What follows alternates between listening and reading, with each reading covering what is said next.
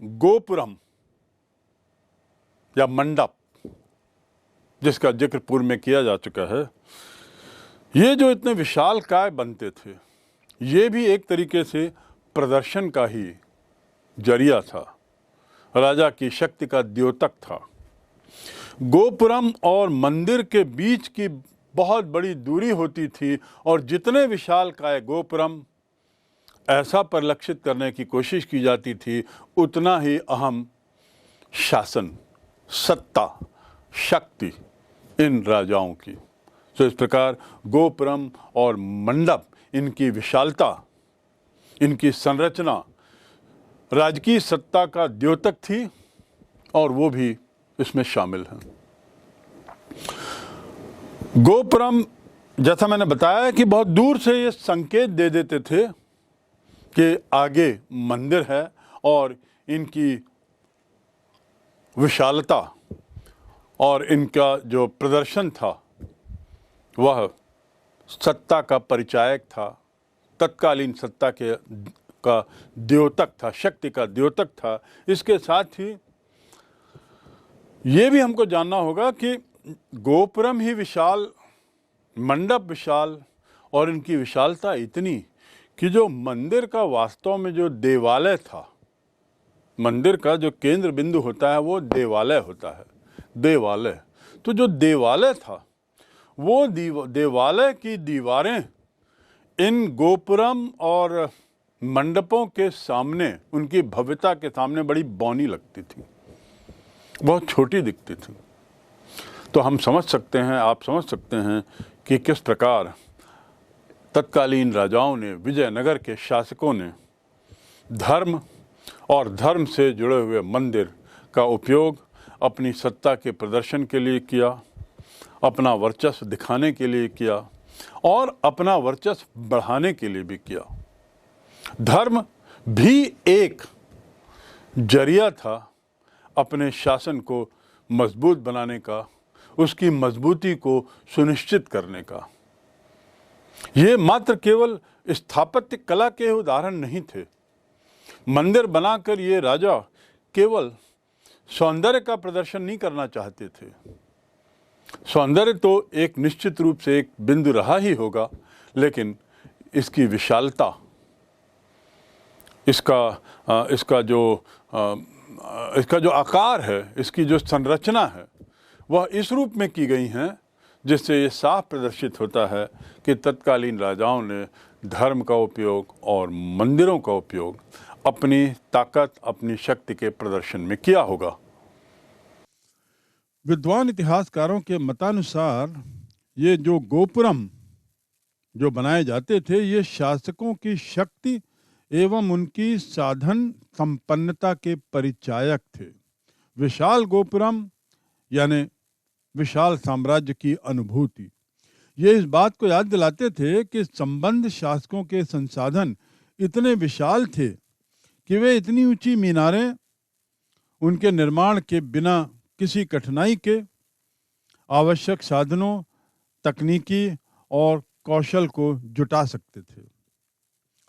मंडप तथा लंबे स्तंभों वाले गलियारे, जिन्हें प्रायः मंदिर परिसर में स्थित देवस्थलों के चारों ओर बनाया जाता था, मंदिर स्थापना के अन्य विशिष्ट अभिलक्षण थे। बड़े बड़े जो हॉल और उसके चारों तरफ जो गलियारे, इसी प्रकार विशालकाय गोपुरम, ये मंडप, ये सब राजाओं की विशालता का भी परिचायक थे। तत्कालीन समाज में धर्म की महत्ता, गोपुरम, मंदिरों की महत्ता, इस पर कुछ जानने के बाद अब हम थोड़ा उन एक दो विशिष्ट मंदिरों की ओर चलते हैं जो उस काल के लिए बहुत प्रसिद्ध हैं, बहुत अहम हैं। सर्वप्रथम विट्ठल मंदिर। विट्ठल मंदिर का निर्माण देवराय II ने किया था, देवराय द्वितीय। इसकी शुरुआत उसने की थी, निर्माण की शुरुआत, और कई दशक तक यह मंदिर निर्मित होता रहा, इसका निर्माण चलता रहा। बाद में कृष्णदेव राय और अच्युत राय ने भी इसके कंप्लीशन में, इसके पूर्ण होने में अहम भूमिका निभाई। ये विट्ठल मंदिर बहुत विशाल आकार का है, 500 फुट गुणा 310 फुट, इतनी बड़ी चहार दीवार, 500 फीट लंबी और 310 फीट चौड़ी, इतनी इसकी विशालकाय चहार दीवारी। और उसके साथ ही इसमें गोपुरों से युक्त 3 प्रवेश द्वार हैं, यानी 3 गोपुरम। और जैसा बारंबार कहा जा रहा है कि गोपुरम की विशालता उस समय के स्थापत्य कला का एक महत्वपूर्ण नमूना है। आप समझ सकते हैं 3 गोपुरम किस प्रकार बनाए गए होंगे और तत्कालीन सत्ता का वो कितना प्रदर्शन कर रहे हैं, यह इस बात से स्पष्ट होता है। जो मुख्य मंदिर है, मुख्य मंदिर बीच में स्थित है, 3 भाग हैं, बीच में स्थित है। और जो मुख्य मंदिर जो बीच में है वह विट्ठल रूपी विष्णु भगवान का मंदिर है, इसीलिए इसे विट्ठला मंदिर कहा जाता है।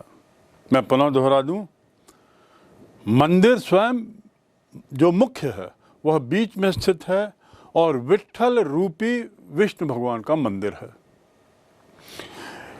इसके भी 3 भाग हैं, 3 गोपुरम और 3 भाग।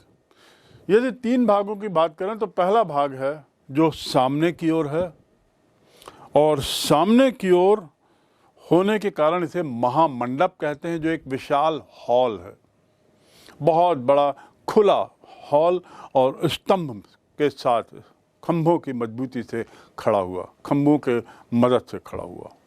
तो इस प्रकार पहला है महामंडप। उसके बाद दूसरा है मध्य में बंद हॉल।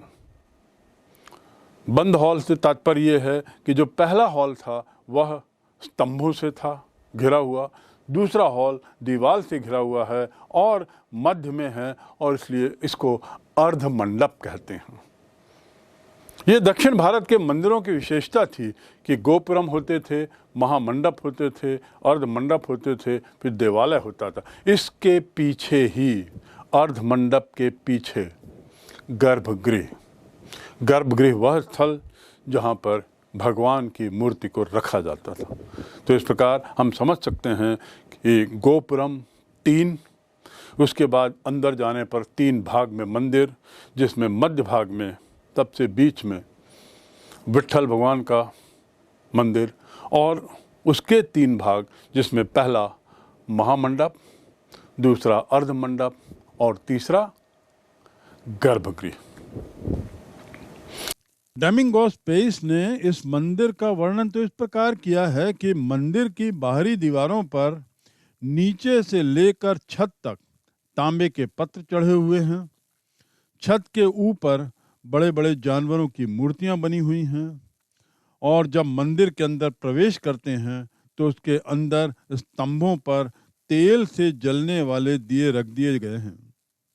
ये रखे हुए वहाँ दिखते हैं, और ये दिए 2500 से 3000 तक हैं जो रात्रि को जलाए जाते हैं। इतनी भारी संख्या में इन दियों को जलाया जाता था। मंदिर के बाहर एक आंगन में सूर्य देवता के लिए ग्रेनाइट पत्थर से निर्मित रथ बने हुए हैं, और इन पत्थर के रथों के पहिए आज भी घुमाए जा सकते हैं, ऐसा डोमिंगोस पेस ने अपने वृत्तांत में लिखा है। दूसरा मंदिर जो अपनी स्थापत्य कला के लिए प्रसिद्ध है वह है विरूपाक्ष मंदिर, जिसका जिक्र पूर्व में भी किया जा चुका है। विरूपाक्ष मंदिर का जो निर्माण था वह कई शताब्दियों तक चलते रहा, बहुत लंबे काल तक इसका निर्माण होता रहा विरूपाक्ष मंदिर का।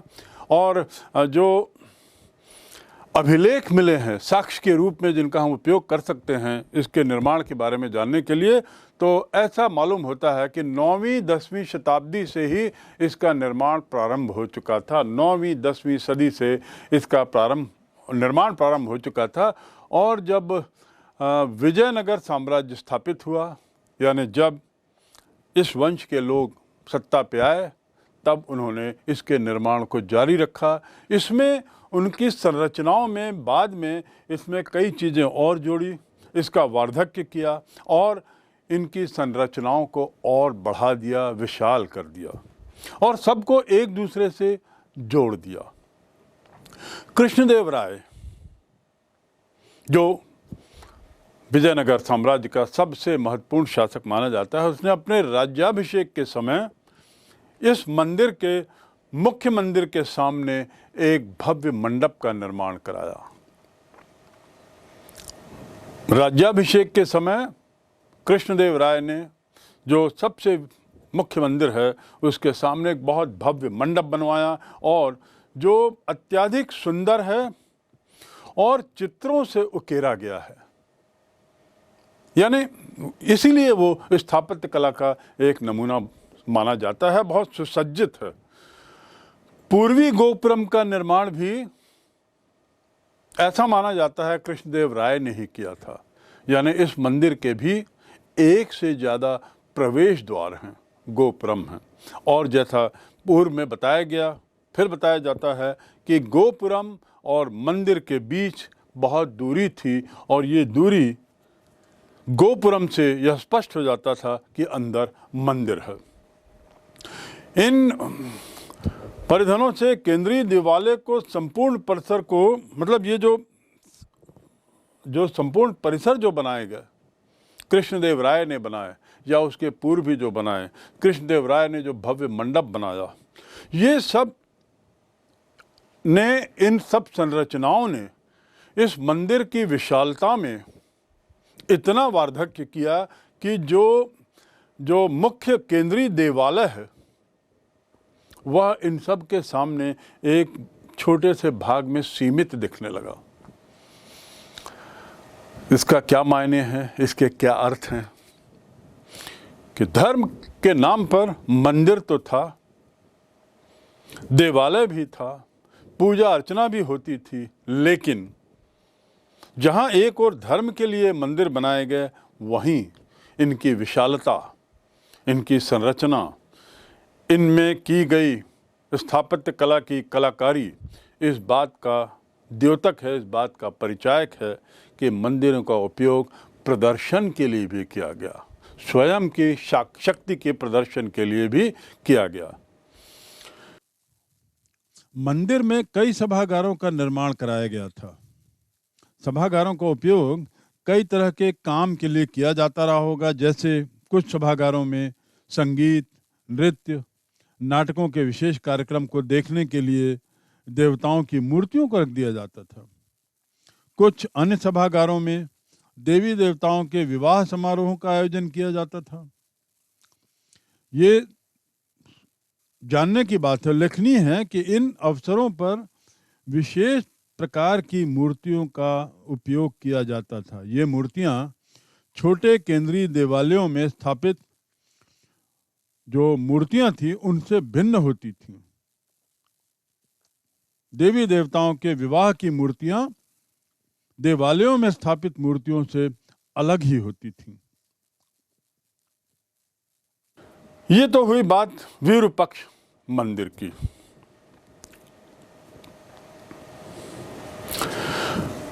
राजभवन जो हम्पी में एक बहुत प्रसिद्ध स्थल है, जो हम्पी की स्थापत्य कला का सबसे बेजोड़ नमूना है, उसको तो जो उसमें जो दरबार हॉल बना है, उसमें जो सिंहासन मंच बना हुआ है वह अत्यंत विशाल, और इसका जिक्र पुर्तगाल से आए हुए यात्रियों ने अपने विवरणों में, यात्रा विवरणों में बारंबार किया है। दरबार हॉल और सिंहासन प्रमुख, इसके साथ एक भवन और है जिसे विजय भवन के नाम से डोमिंगो पेइस कहते हैं, जिसे विजय भवन। संभवतः यह भवन कृष्णदेव राय ने अपनी उड़ीसा विजय की याद में बनाया था और इसीलिए ये जो विजय भवन का नाम इसे दिया गया। पेइस जिसने यहाँ का विस्तृत वर्णन किया है, डोमिंगो पेस ने, उसने ये भी जिक्र किया है कि राजभवन के रख रखाव, देख रेख और राजभवन में रहने वाले शाही परिवार की रक्षा और देख रेख में लगभग 1,20,000 लोग लगे रहते थे। आप कल्पना कर सकते हैं कितनी बड़ी संख्या और कितना विशालकाय यह भव्य भवन होगा, यह भव्य राजप्रासाद होगा। और इसकी विशालता किस बात का द्योतक रही होगी, किस बात का परिचायक रही होगी। इस राजभवन में महारानी का स्नान घर भी था, इसका भी जिक्र इन यात्रियों के विवरणों से मिलता है। जो मैंने मंच की बात की, दरबार हॉल के बाद एक राजमंच, उसकी विशालता की, ये 3 चरणों पे मंच था। इसके 3 पायदान थे और एक के ऊपर एक क्रमशः ये घटते जाते थे। 3 चरणों में बना हुआ, क्रमशः घटता हुआ, और इनके जो चबूतरे बहुत शानदार हुआ करते थे। राजभवन की दीवारों पर फूल, पत्ती, मनुष्यों की अति सुंदर आकृतियां बनी हुई हैं। इस प्रकार हम देख सकते हैं, समझ सकते हैं कि विजयनगर हम्पी में स्थापत्य कला के एक से एक उदाहरण हैं और इसका विवरण पुर्तगाल से आए हुए यात्रियों ने जिस तरीके से किया है, यह हमको विस्फारित कर देता है। चाहे वो राजभवन हो या मंदिर हो या गोपुरम हो, और पूर्व में हमने उनके द्वारा निर्मित जलाशयों का, उनके द्वारा निर्मित अन्य भवनों का जो वर्णन किया है, इससे स्पष्ट है कि विजयनगर एम्पायर स्थापत्य कला के लिए एक विशेष स्थान रखता है। हम्पी का बाजार, इस पर भी पुर्तगाल के यात्रियों ने बड़े विस्तार से लिखा है और हम्पी के बाजार के बारे में तो और विशेष रूप से लिखा है। डोमिंगो पेज और फर्नांडो नूनिस, जिनका जिक्र पूर्व में मैंने किया है, दोनों पुर्तगाल के थे, दोनों ने इस पर बड़े विस्तार से लिखा है और ऐसा लगता है कि ये लोग काफ़ी घूमे हैं। तभी बारंबार इन्होंने बाज़ारों की तुलना भी की है, बाज़ारों की आर्थिक स्थिति पर चर्चा भी की है और जो लेन देन था, जो विनिमय होता था, इसका जिक्र भी इनके द्वारा अपने विवरणों में किया गया है। पेज बताता है कि गली में कई व्यापारी रहते हैं और उनके पास सभी प्रकार के माणिक, हीरा, पन्ना, मोती, वस्त्र आदि मिलते थे। हर शाम को यहाँ एक मेला भरता है जहाँ सामान्य घोड़े, टट्टू, नींबू, संतरा, अंगूर, लकड़ी आदि मिलती है और इस गली में आप हर वस्तु पा सकते हैं, ऐसा डोमिंगो पेस का कहना था। फर्नांडो नूनी ने भी यही बात कही है। नूनिस बताता है कि विजयनगर के बाजार में गेहूं, चावल, मकई, जौ, सेम, मूंग, काला चना पर्याप्त मात्रा में उपलब्ध है। साथ ही अंगूर, नींबू, संतरे, अनार, आम, कटहल आदि मिलते हैं। बड़ा विस्तृत विवरण इन पुर्तगाल के यात्रियों ने किया है। आगे ये लिखते हैं कि इनके जो दाम थे बड़े कम थे। नूनिस ने आगे भी ये भी कहा है कि बाजार में मांस भी मिलता था। भेड़, बकरी का मांस, सुअर, मृग, तीतर, खरगोश, कबूतर, बटेर वह सभी प्रकार के पक्षी, चूहे, बिल्ली एवं चिड़ियां विजयनगर के बाजार में मिलती थी। इन्होंने बताया है कि यहाँ लोग सुंदर कपड़े पहनते थे और आकर्षक आभूषणों से लदे रहते थे। स्त्रियां इतने भारी एवं अधिक आभूषण पहनती थी कि कई बार तो नुनीज ने ऐसा लिखा है कि मानो अपना वे स्वयं नहीं वजन नहीं उठा पाती थी। तो इस प्रकार नुनीज का और पेश का जो विवरण है यह मात्र विस्तृत ही नहीं है बल्कि रोचक भी है। अभी तक हमने बात की मंदिर, इसके बाद मंदिर, महल, अन्य निर्माण और बाजारों। प्रश्न ये उठता है कि आखिर इनको अंकित कैसे किया गया है, कैसे जाना गया है कि हम्पी में ये क्षेत्र मंदिर थे, ये क्षेत्र बाजार थे, ये क्षेत्र महल थे। यानी इनका आइडेंटिफिकेशन कैसे किया गया, ये एक सवाल कौतूहलवश हमारे आपके मन में उठता है। यहाँ ये बताना जरूरी होगा कि विजयनगर के बारे में एकत्रित जानकारी, उनका जो संग्रहण हुआ, जितनी भी जानकारी मिली है, मूल रूप से फोटोग्राफ्स, उसके बाद नक्शे, अन्य संरचनाएं और उपलब्ध मूर्तियां, यहाँ से हमको इनके बारे में जानकारी मिलती है और इनसे मिलने वाली जानकारियों का विश्लेषण किया गया है। आपको याद होगा पूर्व में हमने बताया था कि जब ये सवाल उठा कि इन्हें कैसे खोजा गया, तो इसका यह उत्तर है कि पूर्व में जिस व्यक्ति के बारे में मैंने जिक्र किया था, मिस्टर मैकेंजी के द्वारा आरंभिक सर्वेक्षण किया गया। वो सर्वेक्षण के आधार पर उसके बाद जो यात्रा वृत्तांत मिले पुर्तगाल के यात्रियों के, उसके बाद कुछ अभिलेख मिले, तो मैकेंजी, उसके बाद यात्रा वृत्तांत, उसके बाद अभिलेख, इन तीनों को एक दूसरे से जोड़ा गया। इन तीनों में दिए गए या समझे गए बिंदुओं को समावेशित ही नहीं किया गया, तार्किक तरीके से इनमें संबंध जोड़ा गया, संबंध पाया गया और इन संबंधों के आधार पे फिर आगे विश्लेषण और ज़्यादा जारी हुआ। 20वीं सदी में यह स्थान भारतीय पुरातात्विक सर्वेक्षण तथा कर्नाटक पुरातात्विक सर्वेक्षण एवं पुस्तकालय विभाग, इन दोनों को इसका एक तरीके से जिम्मा दे दिया गया, या इन्होंने अपने ऊपर यह अहम जिम्मेदारी ली कि इस क्षेत्र के बारे में उपलब्ध जानकारियों के आधार पे और विश्लेषण किया जाए और हम्पी विजयनगर साम्राज्य की महत्ता को असली में समझा जाए।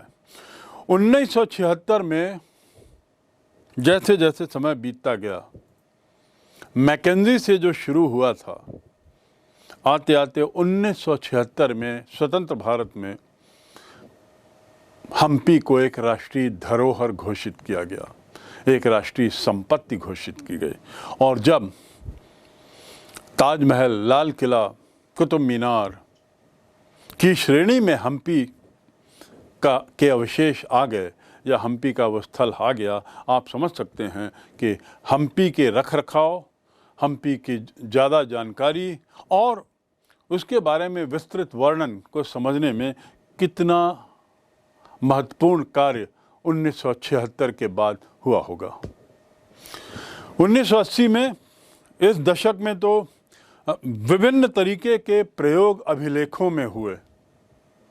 1980 के दशक में विभिन्न तरीके के प्रयोग हुए अभिलेखों में और व्यापक गहन अध्ययन, विस्तृत सर्वेक्षण और विजयनगर से मिले हुए अन्य जो अवशेष हैं, इनको मिलाकर अध्ययन जारी रहा और वह आज भी जारी है। हमें आज भी विजयनगर के बारे में नई नई जानकारियां नए उत्खनन के साथ मिलती रहती हैं। इस विस्तृत कार्य के सिर्फ एक हिस्से को यदि बारीकी से देखा जाए तो इस प्रकार का मानचित्र बनता है।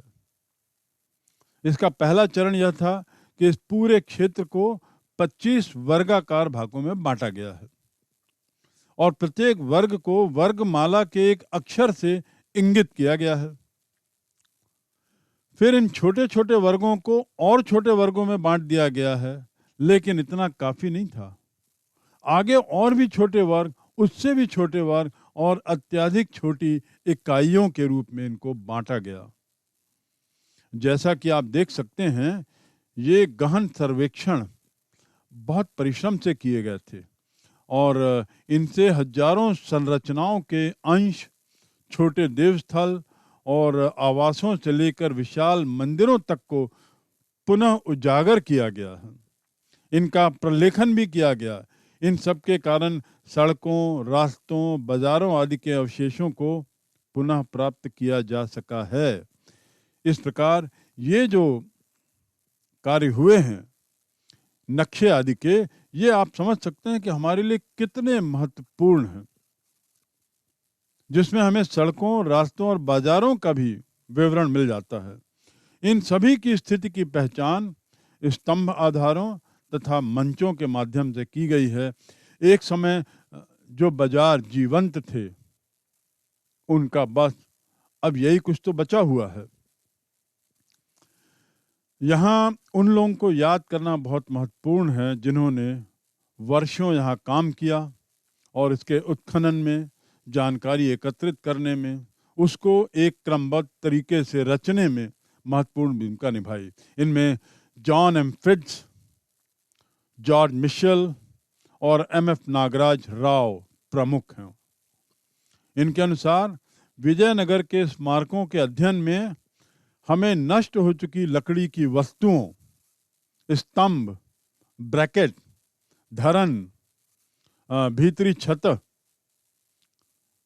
लटकते हुए छज्जे और उनके अंदरूनी भाग तथा मीनारों की एक पूरी श्रेणी की कल्पना करनी पड़ती है, जो प्लास्टर से सजाए और संभवतः चटकीले रंगों से चित्रित थे।